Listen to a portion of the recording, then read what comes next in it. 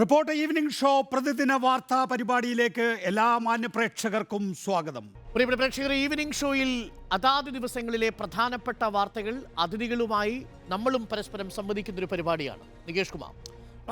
തീർച്ചയായും നമ്മളെ സംബന്ധിച്ചിടത്തോളം ഒരു അതിഥികളുമായി നേരിട്ടുള്ള സംവാദത്തിനൊപ്പം പ്രേക്ഷകരോടൊപ്പം നമുക്ക് സംവദിക്കാൻ കഴിയുമോ, നമുക്ക് പരസ്പരം സംവദിക്കാൻ കഴിയുമോ എന്നുള്ള പരീക്ഷണമാണ് ഉണ്ണി.